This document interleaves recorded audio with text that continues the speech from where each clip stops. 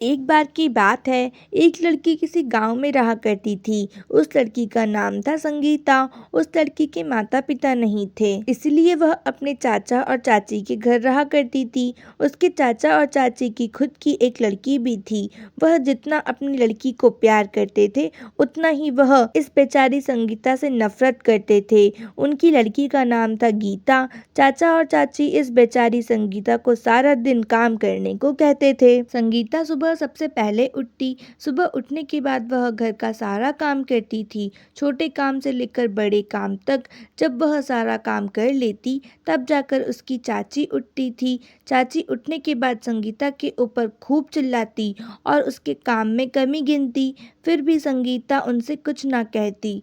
वहीं गीता, जो सुबह कभी 8 बजे उठती तो कभी 10 बजे, फिर भी उसे कोई कुछ नहीं बोलता था। वह कुछ भी काम नहीं करती, यहाँ तक कि वह अपने काम भी नहीं किया करती थी। एक बार की बात है, घर पर कुछ मेहमान आए हुए थे।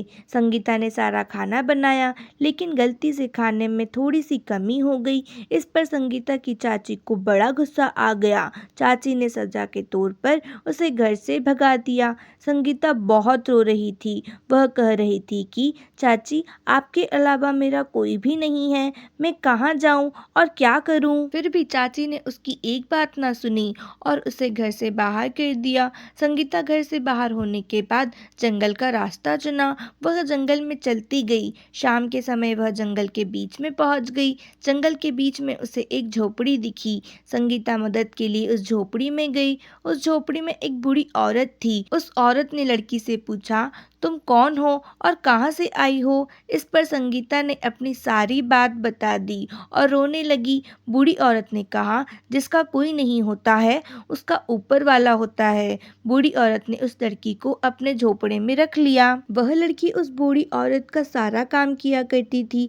1 साल बाद बूढ़ी औरत को जानकारी मिली कि राजकुमार के लिए लड़की को खोजा जा रहा है। इस बात को बूढ़ी औरत ने लड़की को बताया और कहा, क्या तुम राजकुमारी बनना चाहती हो। इस पर लड़की ने कहा, पर कैसे माँ। बूढ़ी औरत तुरंत ही परी में बदल गई। वह बोली, मैं एक परी हूँ। मैं तुम्हारी ईमानदारी मेहनत से बहुत ही खुश हूँ। अब मैं तुम्हें एक राजकुमारी बना दूंगी। यह कहने के बाद वह सामान्य लड़की राजकुमारी बन गई और उस लड़की की शादी राजकुमार से हो गई।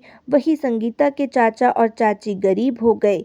गीता के आलस के कारण उसे बहुत प्रकार की बीमारी भी हो गई। आज की स्टोरी बस इतनी ही। अगर स्टोरी अच्छी लगी हो तो चैनल को सब्सक्राइब करिए, वीडियो को लाइक करना बिल्कुल मत भूलिए। मिलते हैं अगली स्टोरी में। Thanks for watching.